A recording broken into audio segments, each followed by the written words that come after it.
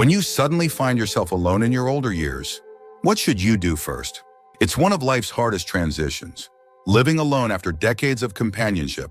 Whether it's the passing of a spouse, children moving far away, or simply the quiet drift of time, loneliness after 60 or 70 isn't just common, it's deeply human. But here's something most people won't tell you. Being alone doesn't have to mean being lost. In this video, we're going to walk through 6 meaningful, wise steps to take if you find yourself growing older and facing life alone. These aren't vague suggestions or empty comfort.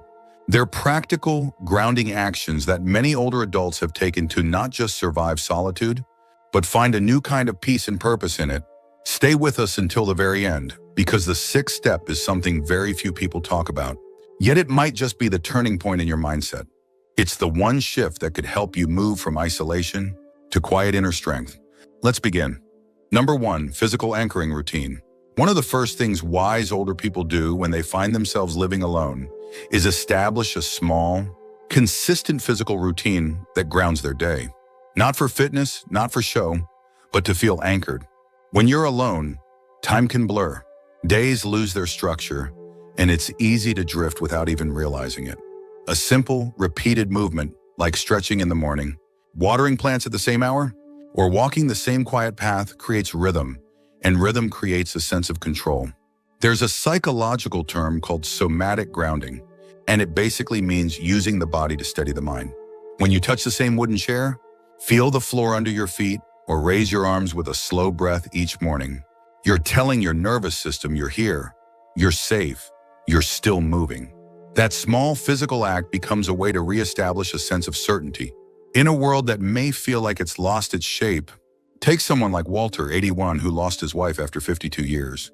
He started each morning with a slow walk to the mailbox, even on days when there was no mail. It wasn't about the walk, he said. It was about proving to myself that I was still in the world. That one act helped him rebuild his days brick by brick. And that's what a physical routine can be. A gentle but steady brick under your feet, reminding you that even though the house may feel emptier now, the foundation is still strong. Shall I continue with step 2, community through small purpose next? Number 2, community through small purpose. When you're older and living alone, it's easy to believe that the world no longer needs you in the way it once did. But wise older people know that the fastest way to feel alive again is to become useful in even the smallest way. Not with grand gestures, not with heavy lifting, just with quiet contribution. This doesn't mean starting a foundation or volunteering 5 days a week. It can be as simple as keeping an extra bird feeder for the neighbor's porch, baking a pie for someone who's recovering from surgery, or checking in with a younger person who's going through a rough patch. These tiny offerings reconnect you. They remind you that your existence still matters in the daily rhythm of someone else's life. There's something deeply healing about being needed. It affirms that you're not just passing time, you're still shaping it for others. Psychologists call this generative purpose, and it's been linked to lower rates of depression, better sleep, and even longer lifespans in older adults. Not because of what you do, but because of what it symbolizes that you're still part of the circle. Take Ruth, 77, who lives alone in a quiet neighborhood. She doesn't drive anymore, but every Thursday, she calls 3 people on her street, not to offer advice, just to listen. They call it their Thursday check-in, and it's become something they all look forward to. It gives her a role. It gives them reassurance, and it makes her feel deeply connected in a world that often moves too fast. To notice the quiet ones. If you're still watching this video and finding these insights valuable, please comment number 2 below to let me know you're here. And if you haven't subscribed yet, I recommend you subscribe and turn on the bell so you don't miss any videos. Your support helps us continue creating good content to inform and inspire you. Now let's move forward. Number 3, structure that anchors you. One of the most common traps of living alone in older age is slipping into a life without rhythm. Days can start to blur together, and before you realize it, you're living without any real structure. Not out of choice, but out of drift. But wise older folks know that even a light routine can be a lifeline. Structure doesn't have to mean military discipline. It can be as simple as walking to the mailbox at the same time each morning, having your coffee on the porch while listening to the same radio station, or setting a weekly time to call someone you care about. These routines act like anchors. They give your day a shape, a rhythm, and a reason to keep moving. When you're surrounded by others, The structure of your day often forms around them. But when you're on your own, that rhythm has to come from within. Without it, even small decisions like when to eat or what to do next can begin to feel heavier than they should. And that weight, over time, can turn into mental and emotional fatigue. That's why wise seniors choose to make small parts of their day predictable, because predictability brings stability. And in a world that feels increasingly chaotic, stability brings peace. It doesn't mean your day is boring. It means your mind doesn't have to keep scrambling for direction. That energy can be saved for the moments that really matter. Take Bill, 81, who starts his morning with toast, peanut butter, and one chapter of a Western novel. He follows it with 10 minutes of stretching, not because he has to, but because he wants to feel ready for whatever the day might bring. His routine isn't fancy, but it gives him momentum. And momentum, when you're living alone, is everything. Number 4, a place to be seen. There's a quiet ache that can grow when you live alone, not just from being without company, but from feeling unseen.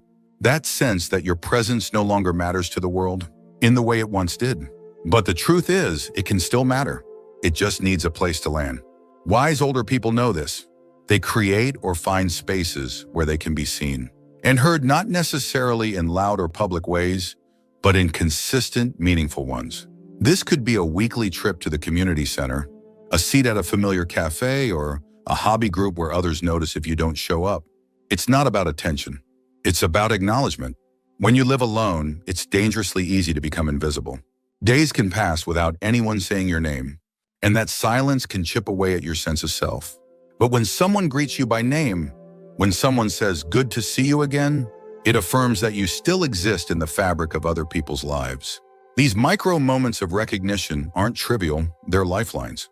They restore a sense of identity and belonging, even if it's the cashier who remembers your favorite snack, or the librarian who notices when you've returned. These are small but powerful signs that you are still part of a world that sees you. Margaret, 79, shared that every Tuesday, she sits on the same bench near the rose garden in town. Over time, joggers started waving. A boy on a bike stopped once to ask her name. Now she waves to 5 or 6 people each week. None of them are close friends, but that doesn't matter. She's not invisible. She's part of the landscape. And that makes all the difference. If you're still watching this video and finding these insights valuable, please comment number 4 below to let me know you're here. And if you haven't subscribed yet, I recommend you subscribe and turn on the bell so you don't miss any videos.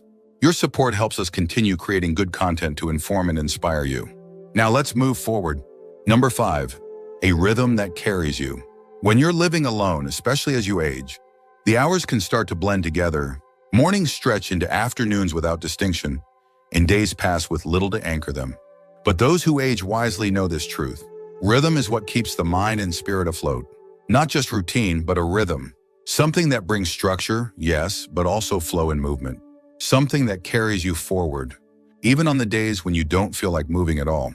A rhythm could be as simple as waking at the same time each day, watering your plants in the morning, taking a midday walk, or writing in a journal before bed. The details don't matter nearly as much as the consistency. It's in the returning, the repetition, the steady heartbeat of a day that has shape and intention. Psychologically, rhythm brings a sense of stability and predictability that's deeply comforting, especially when so much else in life feels uncertain. It reduces stress, supports sleep, and gives you a feeling of control.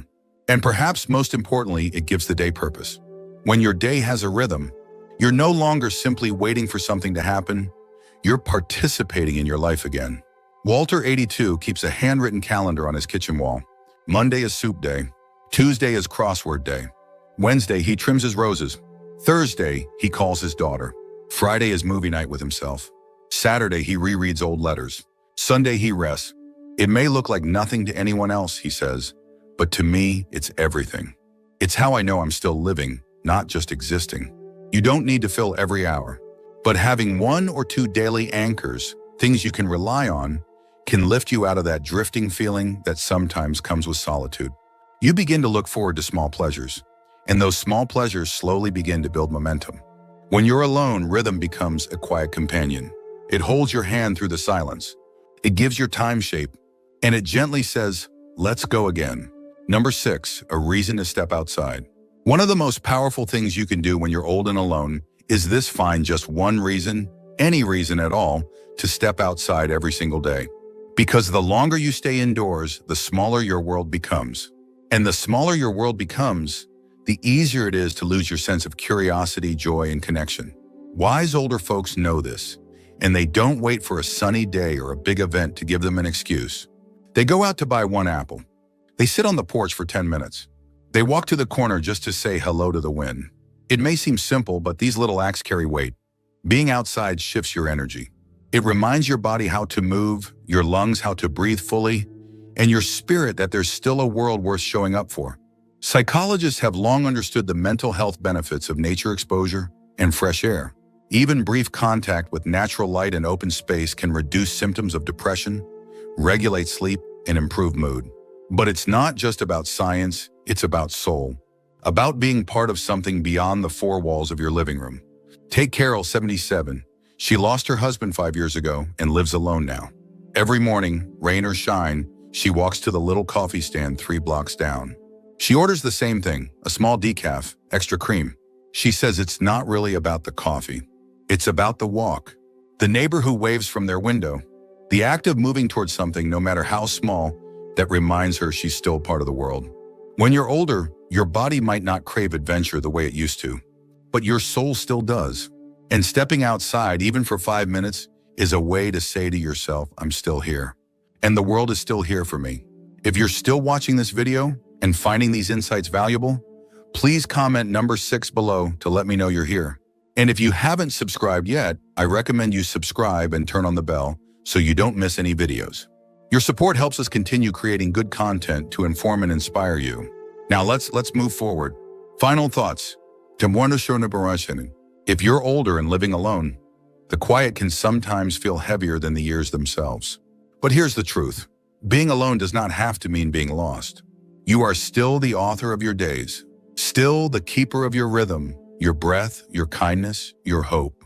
What stood out to you the most from today's list? Was it the idea of preparing your space with care? Was it reaching out to someone else before the silence swallows your morning? Or maybe it was the reminder to step outside, even if just for a few moments, to feel the air on your skin and know you're part of this world. There's no perfect way to navigate aging alone, but there are deeply human ways. Ways that bring meaning, warmth, and light into the quiet. Ways that turn solitude into strength and turn habits into hope. You're not just surviving these years, you're shaping them. Thank you for joining us today. We'd love to hear from you. Leave a comment below and share one thing you learned today and how you plan to use it in your life. Your thoughts are important to us, so don't hesitate to share them. Reading your comments gives us great motivation and encouragement. If you enjoyed this video and found it helpful, please like, subscribe, and share. Your support helps us continue creating good content to inform and inspire you. Thanks for watching, and we look forward to seeing you in the next video.